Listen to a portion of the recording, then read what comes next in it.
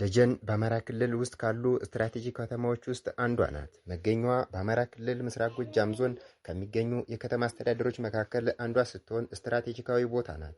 መገኛዋ ከአዲስ አበባ ወደ ባህር ዳር በሚወስደው ዋናው መንገድ ላይ ታዋቂው የአባይ በረሃንና የአባይ ድልድይን እንደተሻገሩ የምትገኝ የመጀመሪያዋ ከተማ ናት። ስትራቴጂክ ጠቀሜዋን ስናይ ደጀን በኢትዮጵያ የትራንስፖርት መስመር ላይ በጣም ወሳኝ ቦታ ናት። አዲስ አበባን ከጎጃም፣ ጎንደርን ከባህር ዳር ጋር የምታገናኝ የበር መክፈቻ ከተማ ናት። ከተማዋ አስፈሪና ውብ በሆነው የአባይ በረሃ አፋፍ ላይ ትገኛለች።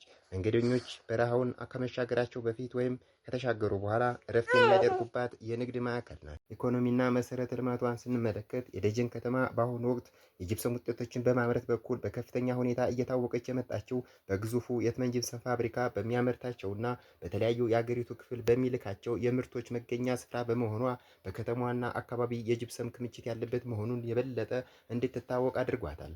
አካባቢው ጥራት ባለው ጤፍ ምርቱ በሀገር አቀፍ ደረጃ ይታወቃል። የደጀን ጤፍ በገበያ ላይ በጣም ተፈላጊ ነው።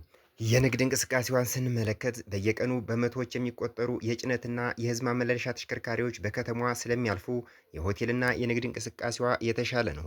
የአየር ንብረት ከተማዋ በደጋማና በወይና ደጋ የአየር ንብረት ውስጥ ትመደባለች።